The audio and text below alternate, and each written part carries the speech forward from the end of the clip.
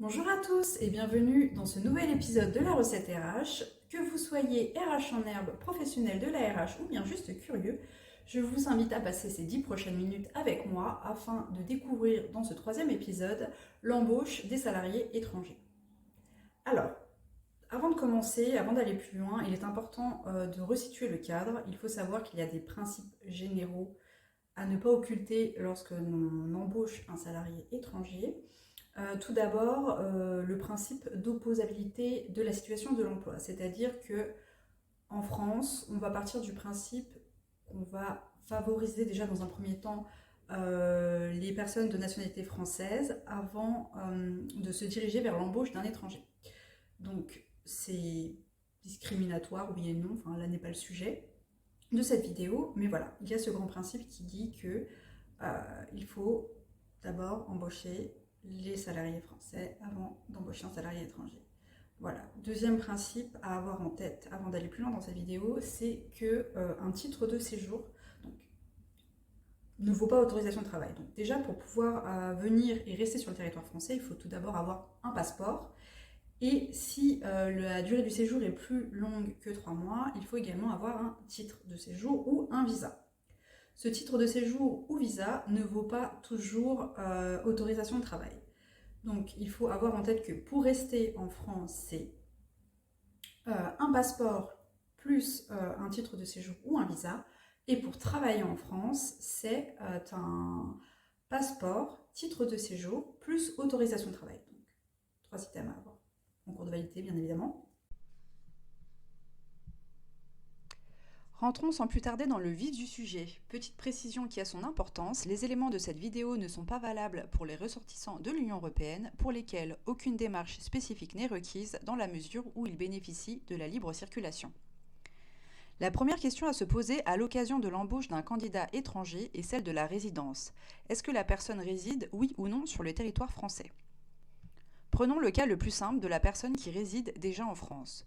Comme vu précédemment, pour pouvoir séjourner régulièrement en France sur une période de plus de 3 mois, il est essentiel d'avoir un titre de séjour ou un visa adéquat qui le permet. La seconde question à se poser est quelle est la nature du document délivré qui permet le séjour en France ? Vu de nouveau précédemment, un titre de séjour ou un visa ne vaut pas automatiquement autorisation de travail. À vrai dire, rares sont les titres de séjour ou les visas qui sont assortis d'emblée d'une autorisation de travailler. Premier cas de figure, prenons l'exemple d'un candidat titulaire d'un visa vie privée et vie familiale. Ce document vaut autorisation de travail et exempte donc l'employeur de démarches supplémentaires si ce n'est l'authentification du document. En effet, l'employeur devra dans les 48 heures avant l'embauche contacter la préfecture afin de s'assurer de la validité du document et de l'autorisation de travail. Pour ce faire, il vous suffit de contacter par email la préfecture en adressant une copie du titre de séjour ou du visa. Cette dernière aura un délai de 48 heures pour vous répondre. En l'absence de réponse de leur part, vous pouvez considérer avoir répondu à votre obligation et procéder à l'embauche classique du candidat en effectuant les démarches qui vont bien, à savoir la DPAE, l'élaboration du contrat de travail, etc., etc. Deuxième cas de figure, le candidat pressenti est effectivement en situation régulière au regard du séjour sur le territoire français. En revanche, son titre ne lui permet pas de travailler d'office. Dans ce cas-là, une demande d'autorisation de travail préalable à l'embauche pèsera sur l'employeur. Pour ce faire, rien de plus simple, toute demande doit être effectuée sur le portail hébergé par le ministère de l'Intérieur de manière dématérialisée. La demande se fait en 8 étapes. Différentes informations seront recueillies pour constituer le dossier, notamment l'identité de l'employeur mais également du candidat, le type de contrat, la rémunération, les diplômes et qualifications du candidat, etc., etc. L'administration aura un délai de 2 mois pour vous répondre et pour accéder favorablement à la demande, celle-ci va vérifier notamment que le niveau de rémunération proposé est correct, que vous êtes en règle au regard de vos obligations en matière d'emploi et de sécurité et que l'opposabilité à la situation de l'emploi a été respectée. Concernant l'opposabilité de la situation de l'emploi, nous allons y revenir, mais en principe, lorsque le salarié dispose déjà d'un titre de séjour et qu'il est établi en France, il n'est pas concerné. Il existe évidemment pléthore d'exceptions, sinon oui, ce serait trop simple. Mais nous n'allons pas les voir dans cette vidéo, et oui, je sais, vous êtes déçus. Je vous mettrai en fin de vidéo une slide sur les titres qui ne nécessitent pas une autorisation de travail assortie d'une opposabilité de l'emploi. En l'absence de réponse de l'administration, il faut considérer que la demande d'autorisation de travail est refusée. Passons maintenant au troisième cas de figure qui est le suivant et le plus compliqué. Le candidat que vous souhaitez embaucher ne se trouve pas sur le territoire français. Vous allez devoir passer par ce qu'on appelle une procédure d'introduction, c'est-à-dire une demande d'autorisation de travail assortie d'une opposabilité de la situation de l'emploi. Cette opposabilité de la situation de l'emploi n'est pas requise pour les métiers en tension ou les contrats d'une durée inférieure à 3 mois. Je vous invite vivement à consulter le simulateur disponible sur le site du ministère de l'Intérieur afin de qualifier au préalable votre projet de recrutement et de ne pas commettre d'impair au niveau des démarches à effectuer pour l'embauche de votre salarié étranger. Comme vu précédemment, le principe général en France, c'est de privilégier un ressortissant français ou européen avant de pouvoir procéder à l'embauche d'un ressortissant étranger. L'opposabilité de la situation de l'emploi se matérialise par la nécessité de diffuser pendant 3 semaines votre offre d'emploi sur un service public de l'emploi, France Travail en l'occurrence. Vous allez devoir ensuite justifier du dépôt de l'offre et du fait que vous n'avez pas réussi à pressentir un candidat français ou européen pour votre besoin et que de ce fait, vous vous tournez vers l'embauche d'un salarié étranger.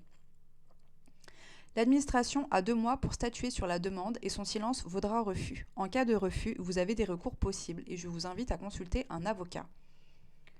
Encore une fois, j'insiste, il est primordial de qualifier la nature de votre recrutement préalablement à la demande d'autorisation de travail pour voir si vous êtes soumis ou non à l'opposabilité de la situation de l'emploi, au risque d'être obligé de reprendre la procédure à zéro avec tous les délais qui s'ensuivent.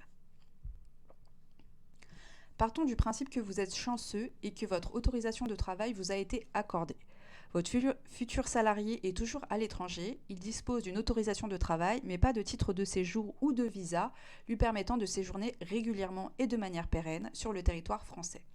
Il va donc devoir se rapprocher du consulat français de son pays d'origine pour faire sa demande de visa ou bien directement en préfecture en France. Là encore, les délais peuvent être longs et l'étude du dossier va requérir énormément de pièces. Une fois l'autorisation de travail et le titre de séjour ou le visa en poche, vous allez pouvoir procéder à l'embauche classique de votre candidat, à savoir réaliser la DPAE, faire signer et élaborer le contrat de travail, affilier la personne aux différents organismes sociaux et procéder à la visite médicale d'embauche. Par ailleurs, il est à noter que toute demande d'autorisation de travail est assortie d'une taxe OFII qui est recouverte annuellement et à terme échue par la DGFiP. En conclusion, l'embauche d'un salarié étranger peut s'avérer long et périlleux et je vous invite vivement à vous faire accompagner par un avocat en droit des étrangers. J'ai abordé cette thématique à travers un mapping très synthétique et non exhaustif qui reflète le cadre général et ne va pas dans le détail de chaque situation qui renferme bien des spécificités.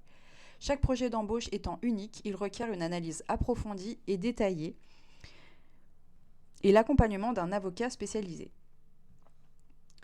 Voilà, c'est la fin de cette vidéo. J'espère que celle-ci vous aura plu. Vous trouverez en annexe les différents projets de recrutement ainsi qu'une checklist pour une embauche réussie. N'hésitez pas à me poser vos questions en commentaire ou à réagir et surtout n'oubliez pas de vous abonner et de liker cette vidéo et je vous dis à très vite pour une nouvelle recette RH.